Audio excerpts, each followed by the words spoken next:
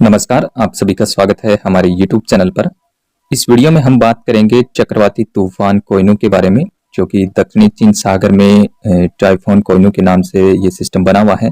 और इस सिस्टम के आसपास विंड स्पीड जो है वो 180 किलोमीटर।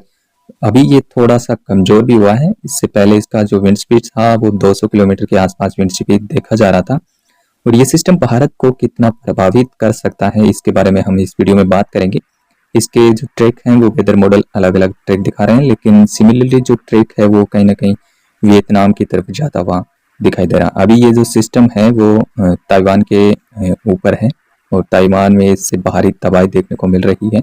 बहुत ज़्यादा विंड स्पीड इसका अभी इस सिस्टम के आसपास में है और ये चीन के भी दक्षिणी भागों को काफ़ी ज़्यादा डैमेज करेगा यहाँ पर भी। और इसके बाद में भी एक नया सिस्टम जो कि साइक्लोन का रूप ले सकता है वो वियतनाम के आसपास पे इस लोकेशन पे उभरेगा। वो सिस्टम भी बंगाल की खाड़ी की तरफ जाने की इसकी संभावनाएं दिखाई दे रही है।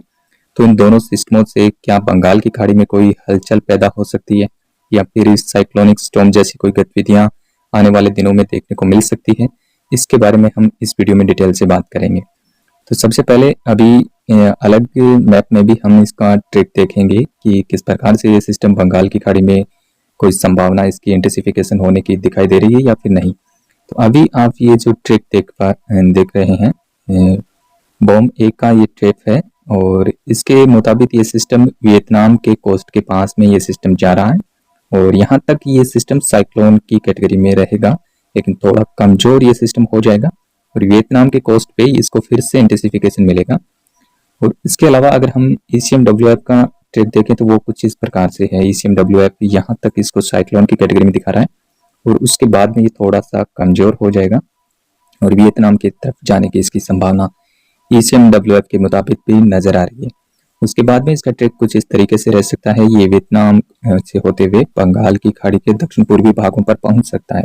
ये सिस्टम अभी ताइवान के आसपास में दिखाई दे रहा है। उसके बाद में इसका जो किस तरीके से ट्रैक रहेगा वो आप यहाँ पे देख पाएंगे कि ये चीन के दक्षिणी भागों की तरफ ये सिस्टम काफी स्ट्रॉन्ग गति से आगे बढ़ेगा और उसके बाद में इसके ट्रैक में चीन के कोस्ट के पास में इसमें थोड़ा सा बदलाव यहाँ पे ECMWF के मुताबिक नजर आ रहा है और ये सिस्टम फिर धीरे धीरे दक्षिण चीन सागर से होते हुए वियतनाम की तरफ आगे बढ़ेगा, लेकिन काफी कमजोर ये सिस्टम ECMWF के मुताबिक होने की संभावनाएं हैं। लेकिन आप देखेंगे उसके बाद में यहाँ पे 12 के आसपास में एक नया सिस्टम डेवलप हो रहा है जो कि काफी स्ट्रॉन्ग है और यहाँ पर भी ये सिस्टम भी साइक्लोन का रूप लेता हुआ नजर आ रहा है। इस जगह पे आप देख सकते हैं यहाँ पे लगातार दो सिस्टम प्रभावित हो रहे हैं और एक पे यहाँ पे पश्चिमी प्रशांत महासागर के भागों पर भी एक सिस्टम है और एक दक्षिणी चीन सागर के भागों पर भी एक साइक्लोन बनेगा। ये दोनों एक साथ सिस्टम बन रहे हैं। ये सिस्टम कहीं ना कहीं बंगाल की खाड़ी में इसके जाने के पूरे चांसेस रहेंगे और यहाँ पे आप बंगाल की खाड़ी में भी इस समय देख सकते हैं थोड़ी सी हलचल हो रही है। कोई लो प्रेशर सिस्टम जैसी गतिविधियां यहाँ पर इस समय हो सकती है। तो यानी कि 15 अक्टूबर के बाद बंगाल की खाड़ी में हलचल बढ़ने की संभावनाएं हैं, आप यहाँ पर भी देख सकते हैं। और साथ ही ये जो सिस्टम बना हुआ है ये सिस्टम भी वियतनाम से होते हुए यहाँ पर बंगाल की खाड़ी के दक्षिण पूर्वी भागों पे पहुंचेगा। हालांकि इसके लैंडफॉल के बाद में इसमें थोड़ी सी इंटेंसिफिकेशन में कमी आएगी, थोड़ा सा ये सिस्टम कमजोर हो जाएगा, लेकिन फिर भी ये बंगाल की खाड़ी में पहुंचने के बाद इसका फिर से इंटेंसिफिकेशन हो सकता है और 15 अक्टूबर के बाद में बंगाल की खाड़ी में साइक्लोन देखा जा सकता है। ऐसी संभावनाएं अभी के मुताबिक नजर आ रही है। अलग अलग वेदर मॉडल्स इसके अलग अलग ट्रैक भी दिखा रहे हैं, लेकिन अभी बहुत ज्यादा कुछ कहा नहीं जा सकता। लेकिन 15 अक्टूबर से 20 अक्टूबर के बीच में कोई गतिविधियां होती भी नजर आ रही है।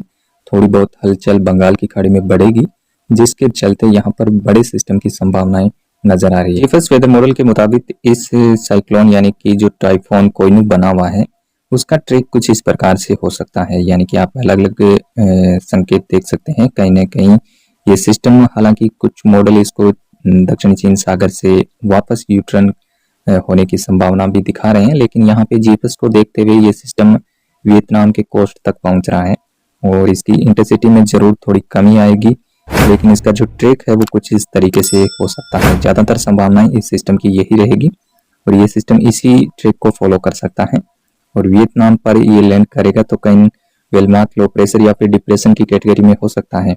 अगर इसको थोड़ा और मॉइस्चर मिलता है तो ये सिस्टम वियतनाम कोस्ट पे फिर से साइक्लोनिक स्टॉर्म का भी रूप ले सकता है और उसके बाद में इसका वियतनाम पे लैंडफॉल होगा और उसके बाद ये बंगाल की खाड़ी पर जाने के बाद साइक्लोन के रूप में अगर वियतनाम में लैंडफॉल करेगा तो बंगाल की खाड़ी में इसका इंटेंसिफिकेशन होने के चांसेस और ज़्यादा बढ़ जाएंगे।